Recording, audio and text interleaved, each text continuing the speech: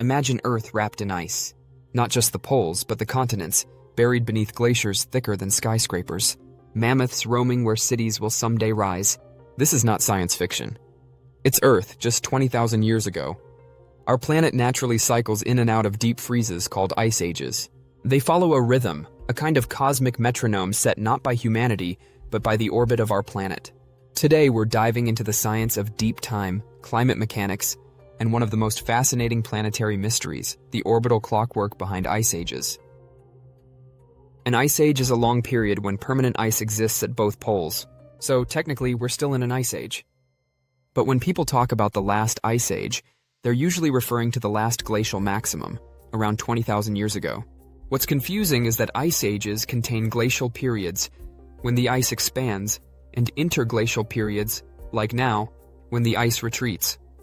Since the last glacial maximum, Earth warmed up until about 10,000 years ago, when it started cooling again, a process supposed to last until the next glacial period. This next glacial period should begin in 10,000 to 20,000 years, and peak in about 50,000 to 100,000 years. But how do these vast freezes begin and end? The answer lies far beyond Earth's surface, in the Milankovitch cycles. In the 1800s, early geologists suggested that massive glaciers once covered Europe. They found undeniable evidence, like scratched rocks, displaced boulders, and ancient moraines across the continents. But they had no idea about how, when, and why ice ages happened. The breakthrough came only in the early 20th century, when the Serbian mathematician Milankovitch proposed a bold idea that changes in Earth's orbit were the key to understanding long-term climate cycles.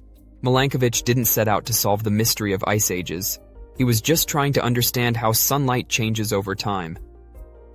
But his work became the keystone in climate science, and today, we know these orbital shifts as the Milankovitch cycles. You see, Earth's orbit isn't fixed. It shifts slowly over time, and these changes alter how much sunlight reaches different parts of the planet and when. There are three main shift cycles. The first is called eccentricity, and it refers to the shape of Earth's orbit around the Sun. This orbit is an ellipse whose shape changes over time. Over roughly 100,000 years, the orbit changes from more circular to more oval, and then back again. When the orbit is more eccentric, meaning more stretched, the Earth gets more variation in the amount of solar energy it receives depending on where it is in its orbit. The difference in solar energy received between perihelion, the time when the Earth is closest to the Sun, and aphelion, the time when it is farthest, becomes more extreme.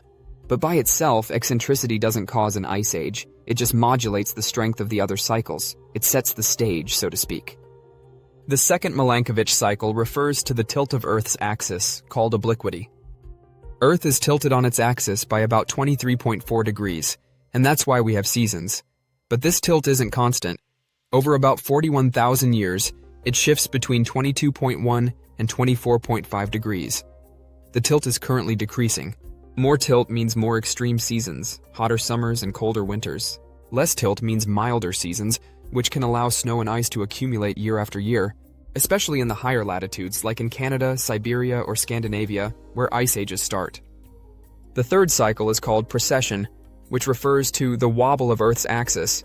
Over 23,000 years, this axial precession changes the direction Earth's axis points in space. Precession affects when each hemisphere tilts toward the Sun during the year. Right now, Earth is closest to the Sun in early January. That means northern hemisphere winters are milder than on different phases of the precession cycle. Likewise, summers in the north are cooler because they happen when the planet is farther from the Sun, in July. In about 11,500 years, precession will flip that, and the northern hemisphere will have summer when Earth is closest to the Sun, making summers hotter and winters colder. This matters because ice melts in summer. If summer is too cool, snow doesn't melt and ice starts to accumulate. That's a critical ingredient for glacier growth. None of these orbital changes are strong enough alone to cause an ice age, but they trigger two powerful feedback loops that magnify their effects. The first is the ice albedo feedback. Imagine northern hemisphere summers are just cool enough that last winter's snow doesn't fully melt. That leftover snow reflects more sunlight back into space, instead of absorbing it. Less heat absorbed leads to cooler climate, which means more snow, therefore more sunlight reflection. Therefore, the Earth becomes even cooler. That feedback is one of the main engines of ice age onset. The second is the CO2 feedback. Cooler oceans can absorb more CO2 from the atmosphere because cold water holds more gas, just like a cold soda keeps its fizz better. So as Earth cools, oceans act like giant carbon sponges. The CO2 level in the air falls, weakening the greenhouse effect and cooling the planet even more. This feedback is crucial. During glacial periods, atmospheric CO2 levels can drop from around 280 parts per million to only 180 ppm, a huge change that helps lock in the cold. Now, you may wonder why I have focused so much on the northern hemisphere, which I did. The northern hemisphere has vast high-latitude landmasses where snow can fall, accumulate, and not melt during cooler summers, allowing glaciers to grow year after year. The southern hemisphere, on the other hand, is dominated by oceans at high latitudes, but water doesn't accumulate snow. The snow melts or is redistributed quickly through waves and currents. Even Antarctica, while massive, is relatively isolated by the Antarctic circumpolar current, limiting how much global climate feedback it gives compared to the northern continents. Therefore, it's summer warmth in the north, more than in the south, that determines if an ice age begins or not. If summers in the north are strong, snow melts. If they're weak, glaciers grow. Evidence for these cycles come from the ice core records from Antarctica and Greenland. They show precise layers of ancient snowfall and trapped air bubbles that capture evidence of previous temperature, CO2, and dust levels of over 800,000 years. These records reveal a repeated pattern of glacial and interglacial cycles, CO2 rising and falling in sync with temperature, and all of it aligned with Milankovitch cycles. Ocean sediment cores show similar trends using isotopes that track ice volume. The match is too precise to be coincidence. Evidence has also pointed out that the last time both poles were completely ice-free, and therefore we were not technically in an ice age, was during the early Eocene, between 56 and 34 million years ago. Back then, temperatures were warmer than today by up to 14 degrees Celsius, or 25 degrees Fahrenheit on average. There were no polar ice caps. Forests grew in Antarctica. Crocodiles lived in the Arctic, and sea levels were over 70 meters, or 230 feet, higher than today.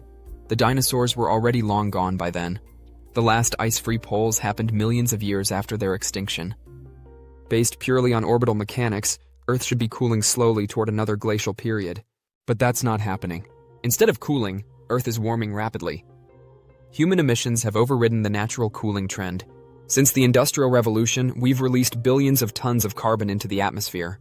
CO2 levels have jumped from 280 ppm to over 420 ppm, the highest in at least 800,000 years. This surge in greenhouse gases has effectively overridden the natural orbital cycles. What should be a slow cooling trend is now a sharp warming trend. Many scientists believe that this extra CO2 may delay or prevent the next ice age entirely, pushing it back tens of thousands of years, or more. We've disrupted the clock, and while preventing an ice age may sound good, the effects of human disruption go way beyond that. We may be heading towards a fire age instead. Understanding how ice ages form gives a glimpse into how finely balanced Earth's climate is, and how even small shifts can produce massive changes over time. Milankovitch cycles are slow, predictable, and patient, but human emissions are fast, chaotic, and relentless. We're speeding up change, and pushing the planet outside the bounds of the natural cycles it has followed for millions of years. If we don't drastically reduce CO2 emissions soon, we risk entering a climate state Earth hasn't seen since the age of crocodiles in Antarctica, a state for which our civilization is completely unprepared. Milankovitch's great insight was that gravity and the planetary orbit guide Earth's climate.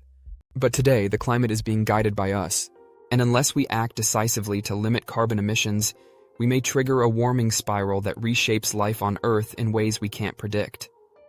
The clock of ice ages may be cosmic, but the future is in our hands.